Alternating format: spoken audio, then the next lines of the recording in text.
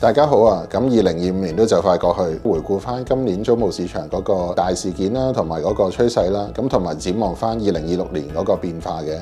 咁睇翻今年啦，其實我分翻3類型啦。咁首先講住宅嗰個租務市場啦。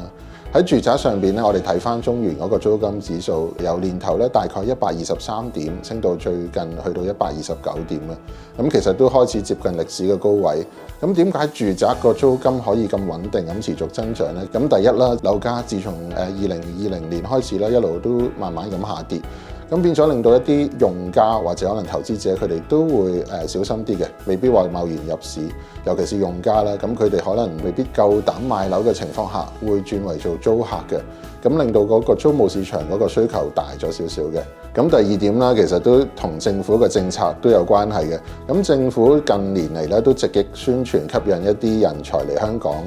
無論係讀書啊或者做嘢都有嘅。咁所以咧，其實會發現某啲區域啦，例如接近大學嗰啲地方啦，例如沙田、紅磡、將軍澳啊，甚至西營盤呢啲地方啦，個租務市場個需求都好大嘅，因為好多都係嚟香港讀書啊，或者短時間嚟要做嘢，佢哋未必即刻買樓嘅。咁呢個亦都會令到個租金上升，令到個租金一路 keep 住持續增長嘅。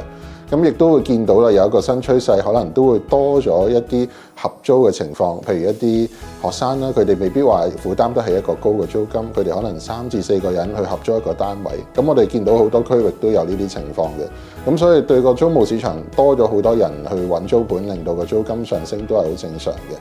都見到啦，今年咧其實嗰個租務回報啦，頭先所講啦，樓價下跌，租金上升，咁其實個回報率其實就會上升啦。亦都多咗好多住宅物業啦，嗰個租務回報率係3% 或以上嘅。咁我哋都見到都多咗一啲投資者可能去揾一啲租金回報率高嘅物業作投資作收租用途嘅。咁所以呢個趨勢亦都會預計2026年都會持續嘅。咁第二點啦，我都想講翻下工商物業嘅嗰個市場啦。首先講寫字樓啦，其實見到個租金其實都一路持續下跌嘅，同住宅好唔同。住宅一路上升，但係工商物業就持續下跌嘅。我哋睇翻甲級寫字樓為例啦，咁我哋見翻差餉估價署啦嗰個指數啦，咁曾經咧最高峰270點啦，跌到而家大概205點嘅，咁個跌幅其實都有20幾個% 嘅。就算講翻今年啦，個年頭啦，其實個指數大概215點啦，去到而家205點，咁個跌幅都有5% 嘅跌幅嘅。咁最主要其實工商物業啦、寫字樓啦，其實都受住呢個宏觀經濟啦，同埋可能啲地緣政治影響啦，咁變咗個需求都會有下降嘅。亦都見到啦，嚟緊個供應其實都持續有增長，空置率其實亦都未必話咁快速下調嘅。咁所以預計其實工商物業嗰個租金咧，我相信嚟緊都唔會話有顯著嘅升幅，甚至可能會維持原步嘅。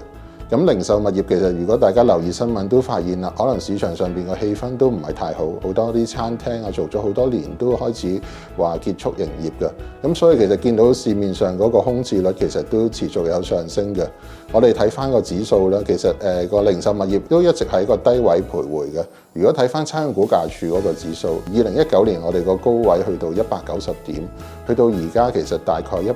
幾點嘅，咁個跌幅都有大概2成左右啦。咁所以見到其實租金其實一路都 keep 住跌，未有起色嘅。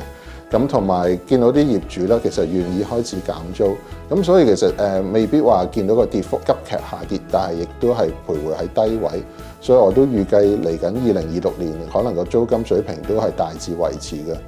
咁總觀各類型物業啦，咁我都比較樂觀，就睇翻住宅上邊啦。咁嚟緊，我覺得2026年都會維持個升勢嘅，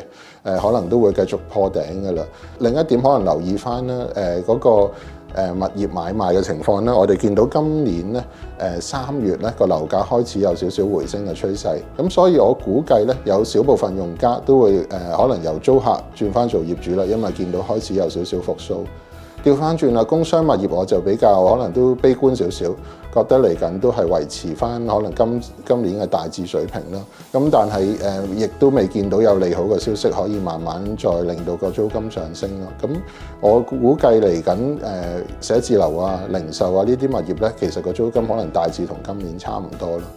咁最後一點啦，可能留意翻啦，政府其實都有一啲政策就關於劏房嘅。咁啊，住宅嘅劏房咧，其實嚟緊2026年都會開始立例嘅啦。咁需要開始有個真空期啦，需要開始要登記同埋揾人去認證，符合翻政府一啲特定嘅要求。估計呢個都會對個租務市場有一定嘅影響嘅，因為呢啲劏房可能本身個環境條件比較差啦。如果佢要花費成本去做翻一啲